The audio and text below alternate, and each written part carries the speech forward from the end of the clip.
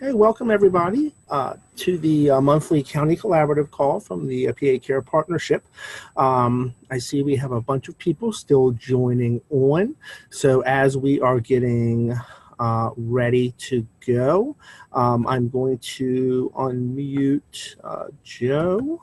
I think I have him unmuted here. This is our monthly county collaborative call, and this one, in these next few county collaborative calls, we're going to be partnering with our other system of care counties to learn from some of their experiences and how they're implementing system of care in their counties and regions, and then also some other possible grants that we might have some upcoming presentations on, or also the Garrett Lee Smith Suicide Prevention Grant, which is a statewide suicide prevention grant that we're looking at having another presentation on. So always check back with our email blast and you'll be able to figure out which ones we're doing when, but they will always be on this Tuesday, the fourth Tuesday of the month at 2:30. So it's with great pleasure that I'm going to turn this over to Joe Kloss in just a minute. He is the project director for the Wyoming County System of Care. Today, they're going to be reviewing some of the work that they've been doing on youth-driven, as well as the work that they've done related to starting to transform Luzerne County into a trauma-informed county. So just as a reminder, we do have everybody on mute, but Joe and I have talked about it. So if at any time during the presentation you have a question or a comment or just a point of clarification, just feel free to unmute yourself and reach out. We'll also take a break or two in between or during the slides to give people the opportunity to ask some questions.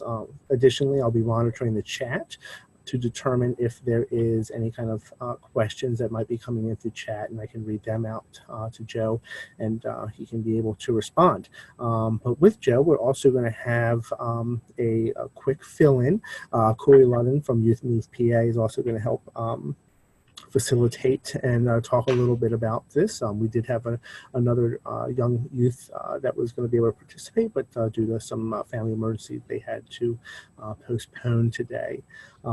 So as we're moving forward, again, feel free to unmute yourself if you have any questions. And it gives me with great pleasure to introduce and pass this over to Joe Kloss to start the presentation. Thanks, Mark. So, welcome everybody. Again, I'm from Luzerne-Wyoming counties, and today I had planned on presenting along with one of our youth leads, Rose Daniels. Rose had a death in the family and was unable to present today, so I am going to muddle through a lot of our youth-driven portion of this presentation, as she was going to do the bulk of the lifting as we go along. And again, as Mark stated, we're going to talk about two different movements here in Luzerne-Wyoming counties, creating a youth-driven system and creating a trauma-informed system. So to begin, we have to kind of look at our mission statement, which we developed way back in 2016. There's a few letters or a few words there highlighted in purple, and it's these words that are important to us, and it's these words that truly got us over the hump, and those words are youth being treated as equal and trusted partners. We, from a system perspective, always had the idea important, having youth as a decision maker was important, but we did not know what that looked like. It wasn't until some of our youth leaders started becoming more and more involved in all aspects, including their own vision, going out, reaching out to different system partners, providing them with direction, guidance, and suggestions. It was when the youth started leading by example and and impacting change, whether or not we were ready for it, it just began to happen. So what do we mean by youth-driven system? To begin with, we wanted to make sure we had successful and meaningful recruitment. That occurred in conjunction with Corey Ludden. We owe Corey a great deal of gratitude in coming and kind of giving us a good overview and a good start here in Luzerne County with our system of care. Corey was part of the creation of our drop-in system. He rallied the troops, he rallied the other youth. He made sure that the vision of the youth drop-in system, or youth drop-in center, amplified what youth would find meaningful, so that they were, it would grow and become successful. We have a commitment to having youth-driven activities. If Rose was here, Rose could really elaborate on what youth-driven activities look like. Examples, being different support groups that are popping up in our community by the leaders that she has recruited. It's talking about providing insight to outreach in the community, as a collaboration with family members and with the system partners. Working with key stakeholders to assist the youth and young adults in growing and concurrently assisting the respective system partners to grow. We have embraced the peer movement here, with peer support for youth and young adults, certified recovery support for youth, young adults, along with family support for the families of those raising and caring for or connected to youth and young adults. We've accepted and we've learned that there's going to be a learning curve, but we have a commitment to continue to grow.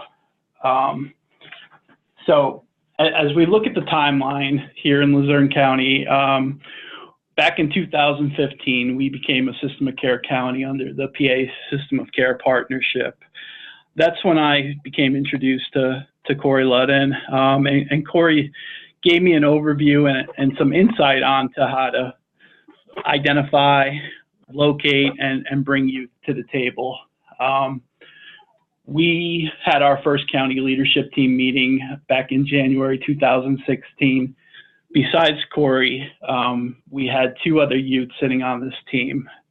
One was a youth support partner through our high fidelity wraparound team. The other was a youth that was identified through our child welfare independent living program. That youth kind of has set the bar for us here in Luzerne County. Her name was Sonia Price. So she became involved and started sharing ideas, sharing her story, and we kind of grew gradually, with Sonia kind of taking a lead here in Luzerne County. September 2016, we received funding from SAMHSA. In partnership with Erie County, we received a 4-year grant, and at this point, this is when our commitment, not only to youth and families, but to improving our system, truly got kick-started. One of the things in regards to building this youth-driven system, early on in the grant was the identification the need for a youth drop-in center. Again, with the drop-in center, there was a lot of planning, a lot of going back to the drawing board, and again, a lot of this was driven by the voices of our youth, young adults. They created a survey that we got out to all our providers, to all the schools, trying to gather more information in regards to what this drop-in center would look like. Finally, when it was all kind of the plan or the blueprint for it was all put together, as many counties operate, we had to put out a request for proposals, and we had several entities bid on it. The entity that we ended up awarding the contract to was the Catholic Youth Center. It is in downtown Wilkes-Barre, which is kind of the ideal location for many of our youth, young adults that we serve. And, you know, transportation is available through the center, or public transportation comes right by it on a regular basis. But as all this was going on, and I apologize, I need to backtrack again. This was Rose's portion of the presentation today. As part of a requirement of our grant, we wrote in that we would have a youth task lead.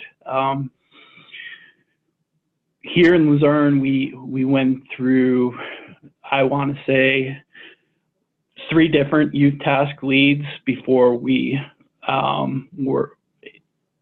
where we are right now.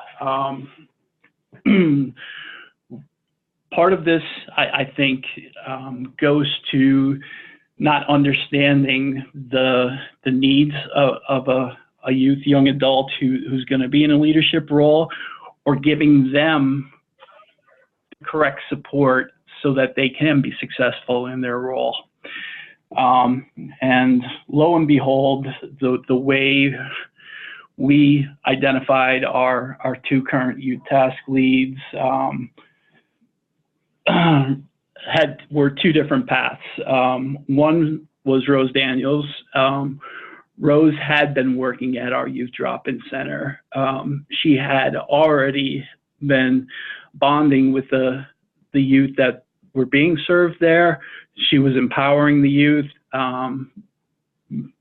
getting them to make their own decisions on their programming, giving them the support they needed, and building leaders there. So when this position became vacant again, we kind of urged her to apply for it. And at the time, we also recognized that possibly the best way to support a youth in a leadership role was to have 2 youths in leadership roles to support one another, because we had not been, from a system perspective, been successful in supporting the previous youth that seemed to come and go quite often. So August 2018, both Rose and Lee Pihota came on as youth task leads, and they are still current with us, and they are thriving and excelling. With their appointments, they relooked at the leadership team that was developed by previous task leads, along with myself, and made some changes. One of them was changing the name of their group, which is now called the Youth Advocacy Squad. One of the things that they hold most valuable is that their own stories, their own voice, and making their voices matter. And they're quite the artists too, as you can see. They, again, continue to embrace and cultivate young leaders.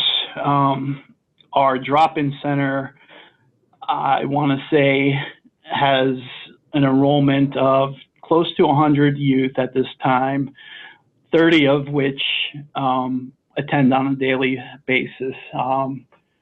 More than a dozen of those 30 are part of a leadership group there in drop-in center, and that leadership group has a set age of 14 to 18-year-olds.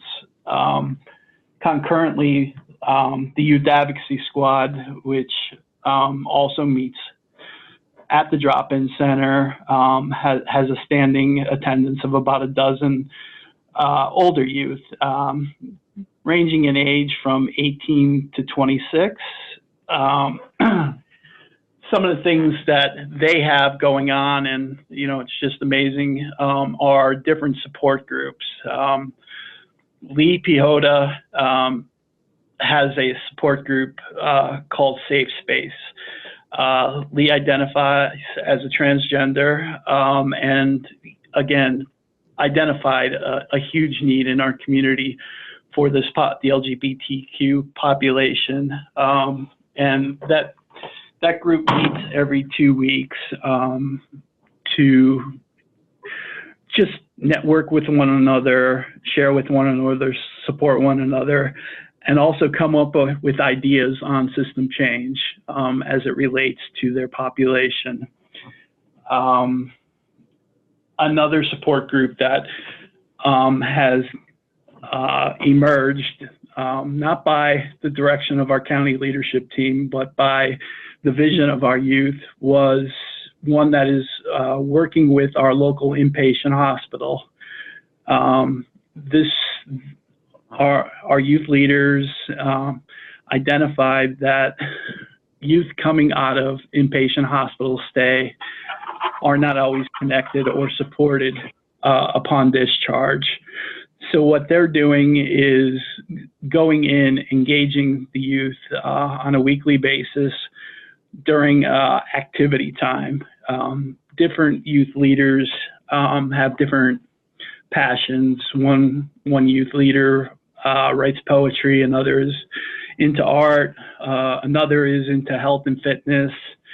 And again, it's not a mandatory thing for the children that are on the adolescent unit to participate in, but they are able to kind of network and work with our Youth Advocacy Squad on an ongoing basis there.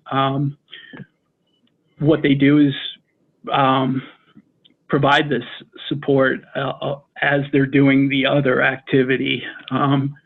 They felt it was important, if they want to engage new youth into a support group outside of the hospital, that these youth should have a friendly face to look at and not just see a flyer.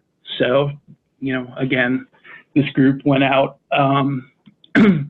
met with First Hospital leaders, understood the barriers that they needed to overcome to be able to offer this there, asked for a little support from us, which we helped. A couple of the individuals needed some clearances.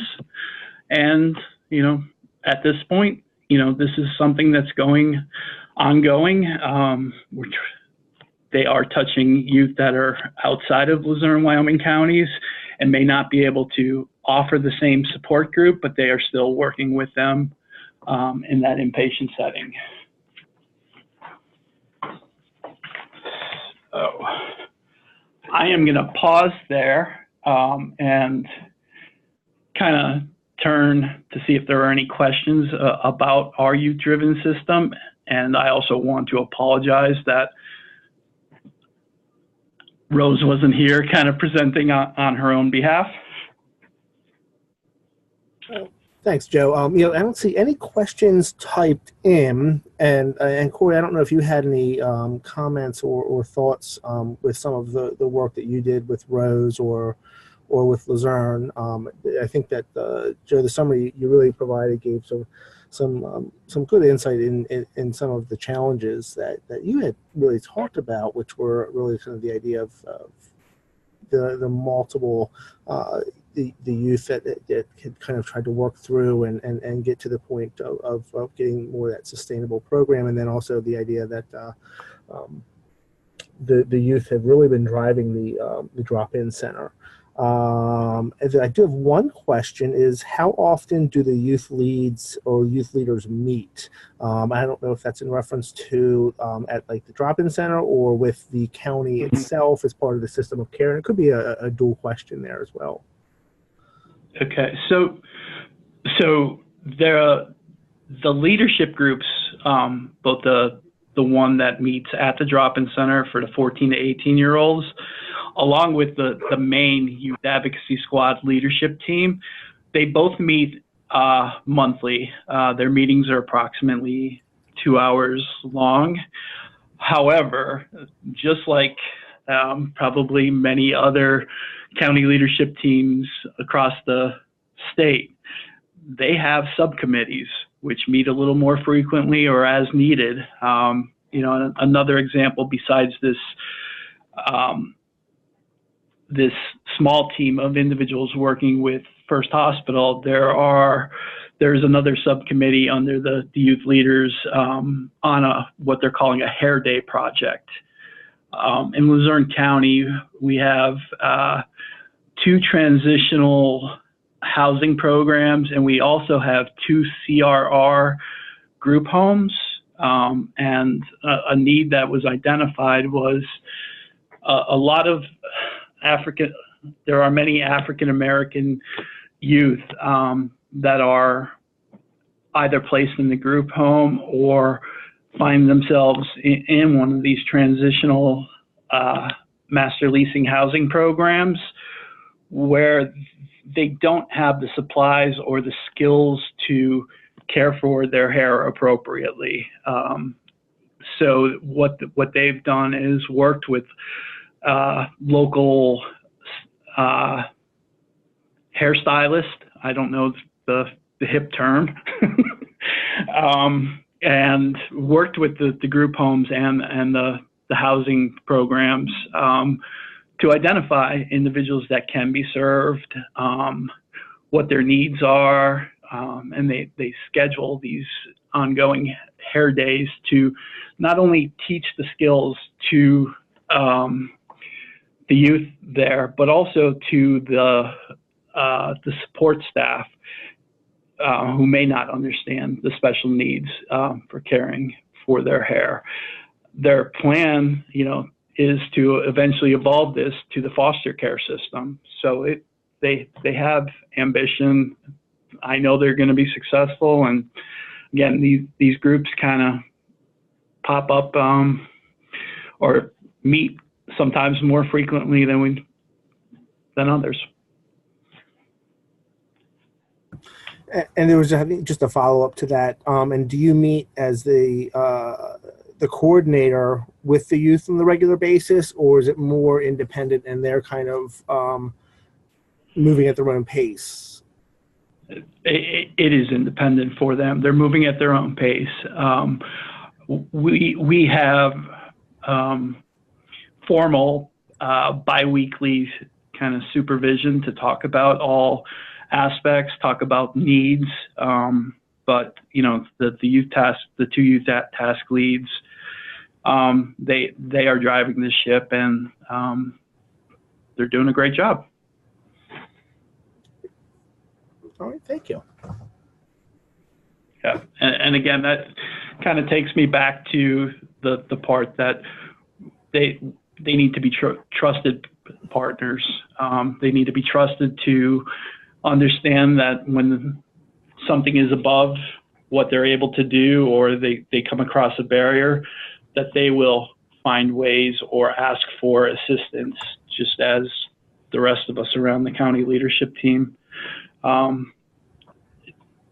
Believe it or not, I think we probably need them more on most of our projects than they need us on their projects.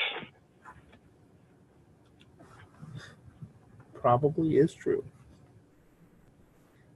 All right, well, that looks like all the questions. And again, if you have any as we're going through, we can always honor them and bring them up. Can I ask a question, Mark? This is Karen. Absolutely. Hi. I find the program very exciting, and you know, obviously, if it goes well, there are probably other facilities that would like to implement something similar, different RTFs and things like that. Will this group be writing up their experience as they go along? Absolutely, yes. Yes, and again, I know they are eager to not only share their successes and challenges with other entities across the state, they want to hear other things that, you know, may kind of empower them to take on more challenges. Yeah, so that's great, and I'll be looking forward to seeing that at some point and seeing if we can see it happening elsewhere too. Thank you.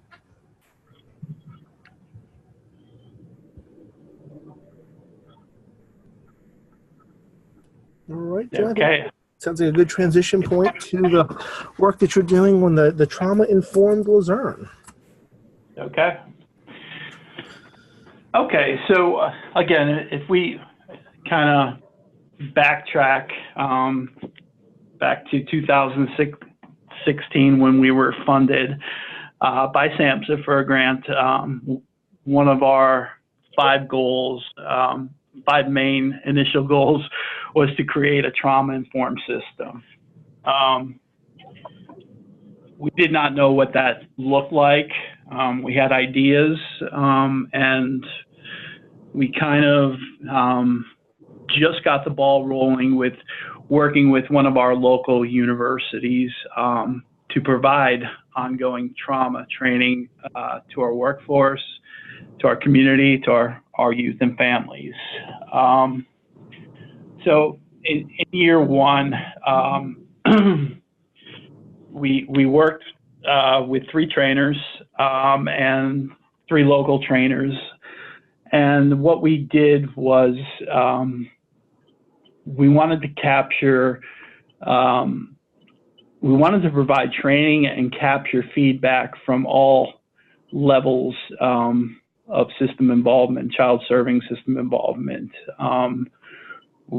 There was a separate training for our youth and family members, and at the end of that training, surveys were dispensed and information was solicited. And then, you know, from there we moved on to trainings with our support level staff. Those would be receptionists, security guards, non-clinical, non-degree case level positions. Then moved into, you know, the clinical case workers, therapists, trainings, and then we wrapped up this summer training course by working with all the administrative individuals, the key stakeholders of from a system perspective in our system of care.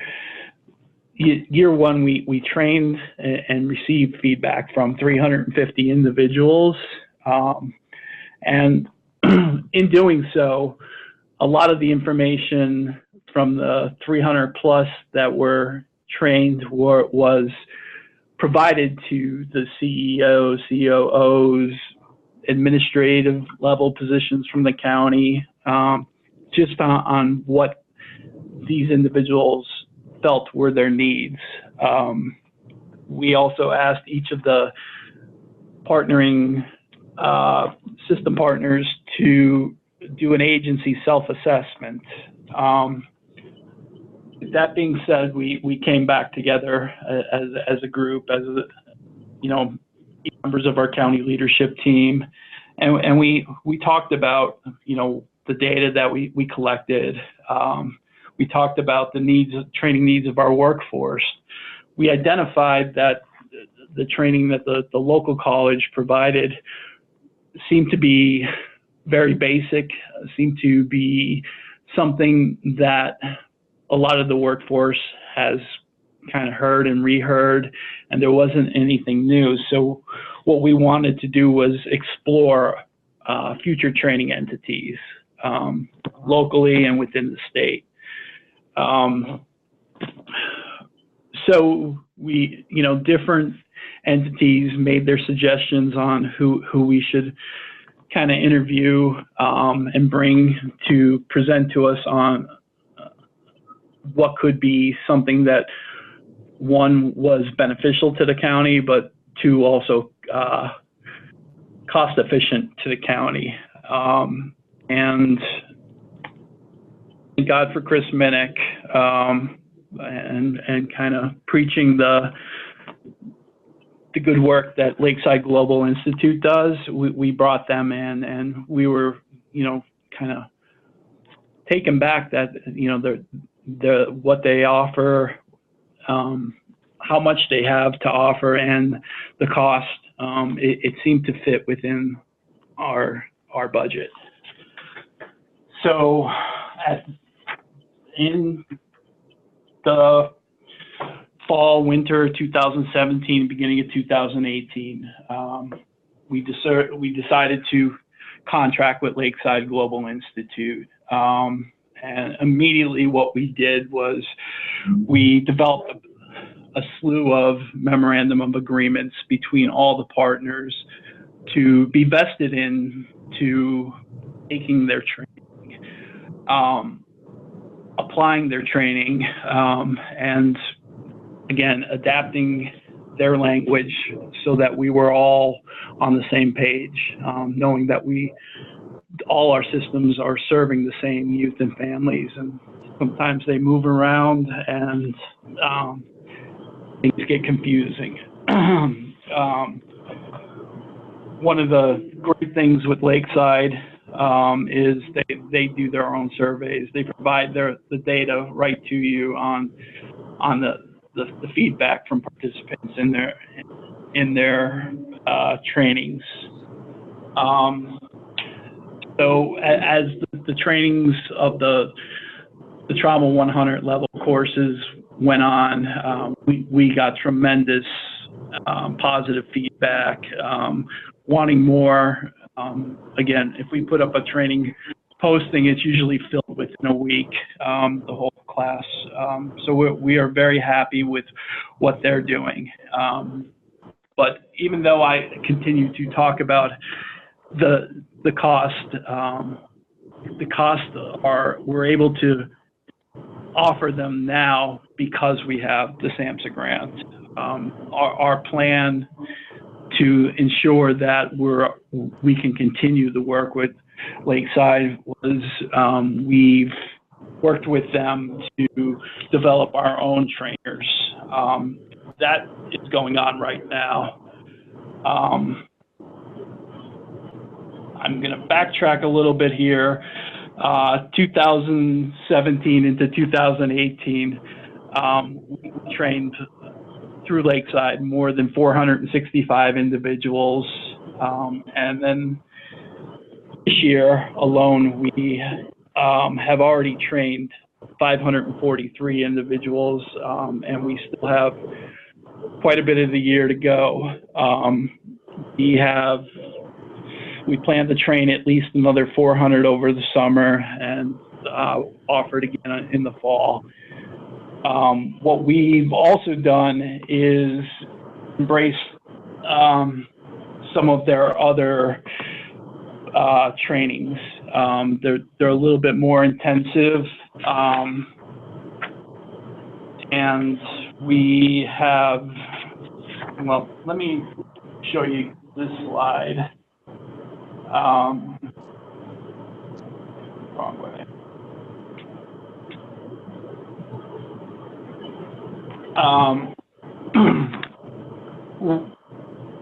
The vast amount of individuals that I've talked about, the more than 1,000 individuals over the past 2 years that we've trained, we consider all those employees to be trauma aware.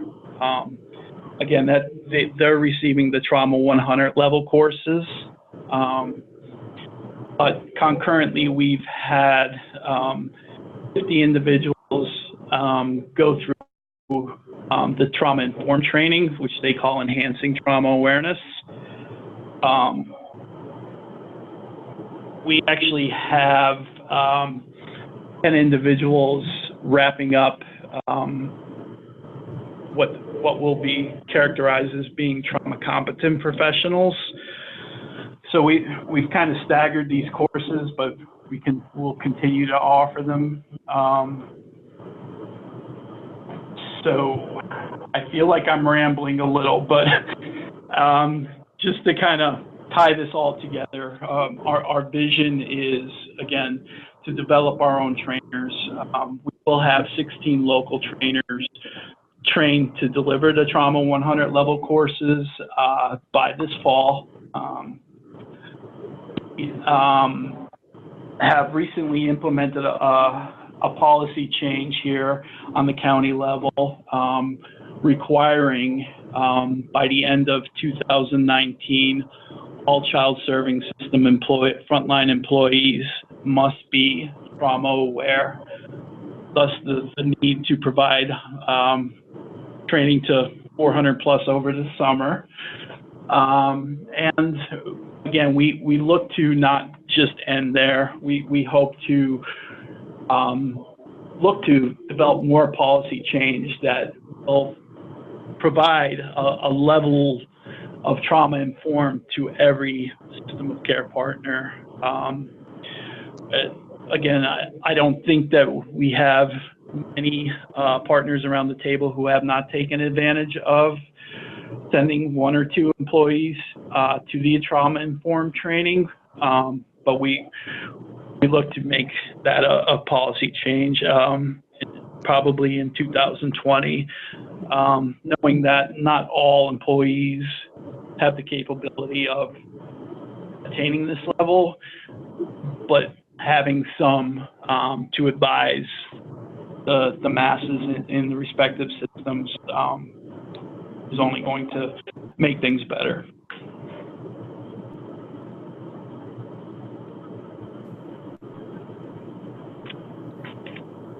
So I am going to pause right here and see if anyone has any questions or feedback, or would like some clarification on our trauma work, because I think I was rambling a bit. Sure, Joe, this is Mark. If you want to take it back to the chart, because I think one of the things that I think you said that was I think really key to the work that Luzerne is really looking at is that the goal is by the end of 2019 is that all employees in the child serving system would be this trauma aware, which is that I think that column number 1 in that kind of 2 to 4 hours. And when we had talked about this, one of the things I think you had mentioned is that this would not just be only county employees in our child serving system, but I think the ultimate goal is also to work with the providers to make sure that they're trauma aware, so that everybody's speaking that same language. And that's one of the pieces that I think that you were looking to put into that policy. Is that still kind of the long-term plan there? It is. I would say better than 90% of our system partners out there in the community have some sort of agreement with the county office for bridge funding or something along those lines, program-based funding. So that's the way we're capturing the policy change with the providers, is that anyone who contracts with Luzerne-Wyoming counties must have their employees trauma aware. In that policy change, we did leave a little latitude should they choose to not utilize the Lakeside curriculum, but we kind of more or less adapted this chart that kind of gives the topics that need to be touched upon in said training that they may offer to their employees.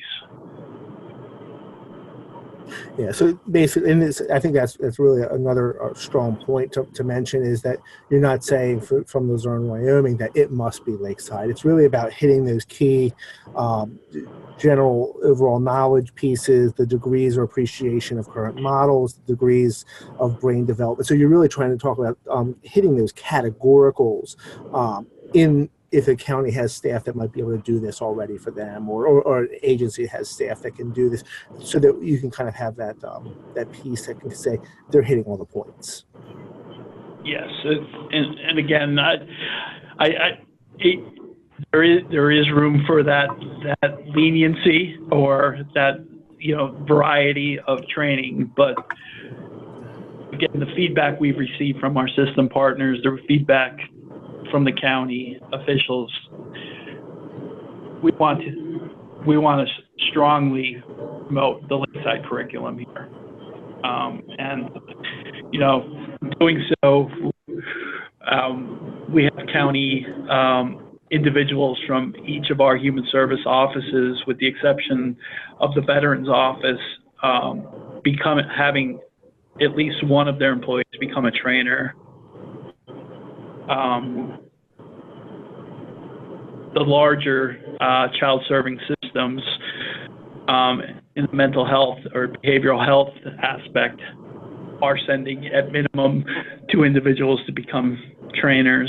So we are touching, a large spectrum. Our Luzerne Intermediate Unit, which works with all the school districts between the 2 counties, is sending 2 individuals to become trainers to, with a focus on training more and more educators. So we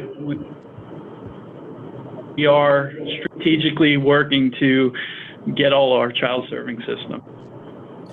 Yeah, and I think that's the other point that you mentioned in brief. I think it's just a real good thing to bring up. And again, if anybody has any questions or thoughts, we'd love to hear them. By you developing Luzerne-Wyoming, developing the trainers with Lakeside, you're going to be able to deliver the trauma-aware component, that 2 to 4 hours, at a more broad-wide or more system-wide at a cost structure that will be a lot more sustainable over time, which I think is one of the strengths of really looking at that kind of train-the-trainer model, especially when you're looking at it as a county.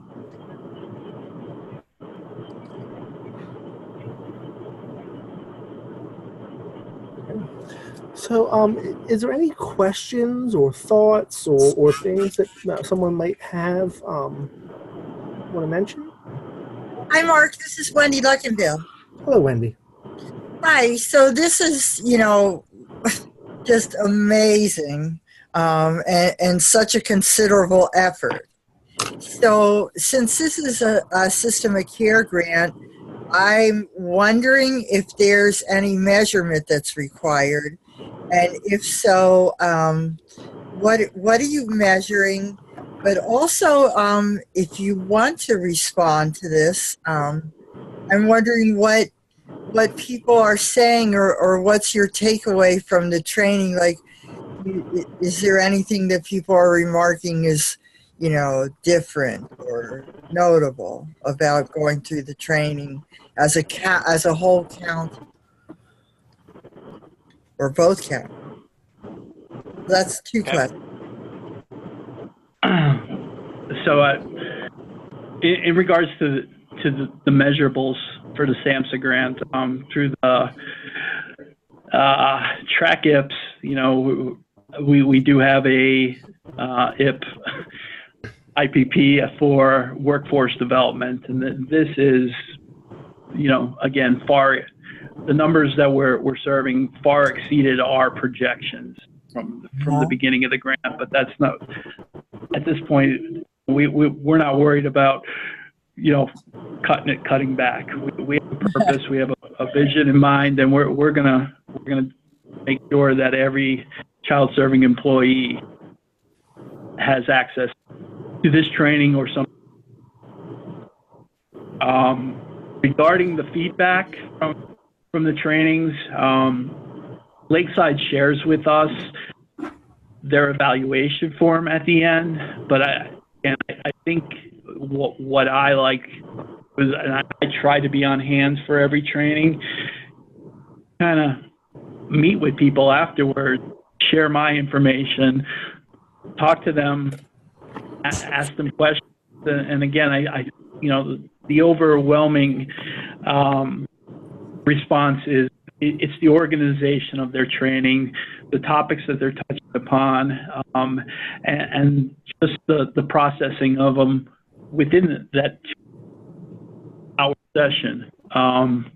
It helps them retain things, helps them understand things in a way, and it's done in an environment that you're free to share or you're free not to share. But I think, just hearing the feedback on the organization and just the way the training flows, it's just tremendous. And again, I don't know that I've sat in on a 2-hour training that has only lasted 2 hours. There are that many questions, there are that many things that our groups are doing that, make these 2-hour trainings closer to 2 hours and 15, 2 hours and 2.5 hours of training because of the level of involvement that they're participating in. And Wendy, this is Mark. I can say just with a couple of things. First and foremost, I think, and I haven't run the numbers in about a month or a month and a half. The PA Care Partnership is also using Lakeside, and we've trained. It's darn close to about 1,000 people around the state, or will have trained by the end of this month around 1,000.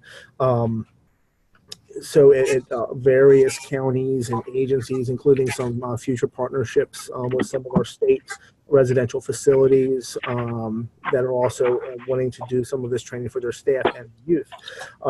I can say that it's maybe more of an anecdotal piece, but I've gotten some really great emails from school administrators and some of our other people that have gone through the training that just said how impactful the training was. And it was the time of it, which is that 2-hour piece, which is really a sustainable piece and good for staff because it doesn't take up the whole day. But they've been able to really get a lot out of the training. So we've gotten some really positive feedback. And again, we're also tracking it with the track apps. So we're getting this out a lot to a lot of different people, and we are getting some real positive feedback. And then with that, Joe, I do have a question here from Chris Minnick. It was, did Lakeside choose? And Wendy, I will let you if you have any other comments. Let me stop there. Any questions or comments on what we said before I step into the next question? Well, I just wanted to respond to Joe that having participated in about 25 years of adult training, if you get people motivated that they're not on their phones at this point and not running out the door when you're done, I mean, that is remarkable. It's remarkable. Yeah, people are engaged. I'm so happy to hear it. Yeah, again, I'm the same. I don't have that many years experience, but just to kind of observe these trainings and see that everyone is engaged. It's just a credit to what Lakeside has developed here, and it's, we're drinking their Kool-Aid. Okay, thank you. So there was a question from Chris, and I think I might have heard someone else chime in that may have a question or not. And this is from Chris Minnick from BHARP. Did Lakeside choose the individuals who were trained, or were they self-selected?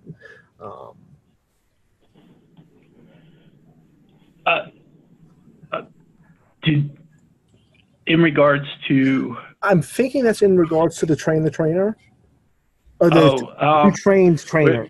Yep. Yeah, we selected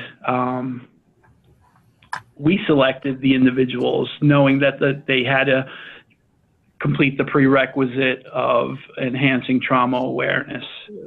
Again, we just offered our third track of enhancing trauma awareness, but between the first two tracks, this one, we have a commitment between county staff and provider staff of 16 individuals here locally that will become trainers.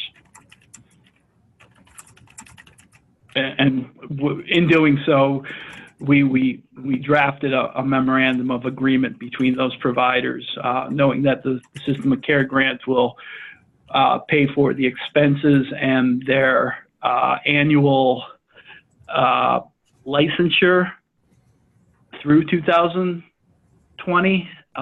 In return, that they serve their own organization, but also provide two community trainings, or two trainings open to the community annually.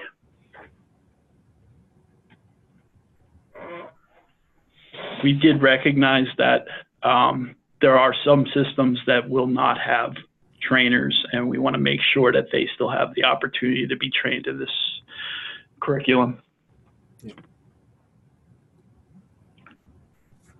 Yeah, thank you. And this is Mark again. I think from the work that Joe and Luzerne has done, and also looking at kind of what the work that Chris has done from a kind of a statewide grant for our next year, I think we're also going to look at developing some train the trainer around the state. We just need to figure out some of the logistics for it, as it is an intensive course load with a good bit of homework. And I can say that because I'm going through it right now, thanks to Joe and Luzerne System of Care grant. But I think it's ultimately it's going to be well worth it in the long run. So, any additional questions? We're coming up at 3:22. Now, we do want to honor anybody's questions. You can always put them in the chat, or you can always reach out to Joe, or you can also reach out to myself. I can be reached at either the info@pacarepartnership.org, which is the email address that was sent out with the registration, or you can always reach me at my personal or my work email address, which is Durgin, DURGIN, M as in Mark, at upmc.edu, and I'll put that in the chat as well.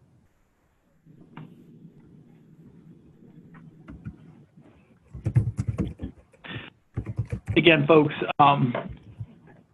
my apologies that Rose was unable to attend today, but she is definitely very personable. Feel free to reach out to her as early as tomorrow. She said she plans to return to work tomorrow, and she can provide some inspiration in regards to what she's been doing with our youth-driven system locally. And I think just also for the general cause of the youth-driven piece, one of the things that I know Joe talked about was that the youth are really relying on each other for information. And so we've been working with Jamal Ford, who's our youth resources coordinator, as well as Youth Move PA, and after talking with our federal oversight and the other grant directors, we have a project director, a community of practice, to help and develop, or at least organize the idea of really a youth lead community of practice or practice group, something where they can really build off one another and find those resources off of one another. So we're very much excited about that opportunity. I think it's all going to be kicked off. We have a youth summit. We're actually bringing together youth organizations from all over the Commonwealth in August. So we've been sending that out to some of the key youth organizations and some of our system partner counties to get that information. So if you haven't heard from us and you have a youth organization that you're thinking about or know about, please feel free to reach out to me, and we will make sure to see if we have the availability for it, and then also get you the information for it.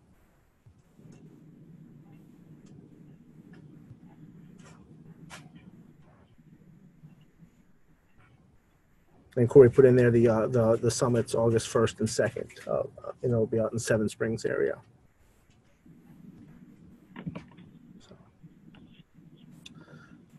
All right. Well, if there is no questions, we feel free to sign off. Joe and I can stick on for a couple more minutes, just till right around 3:30. And so if you do have a question, feel free. If not, so we'll leave it for a couple of minutes and then we will sign off.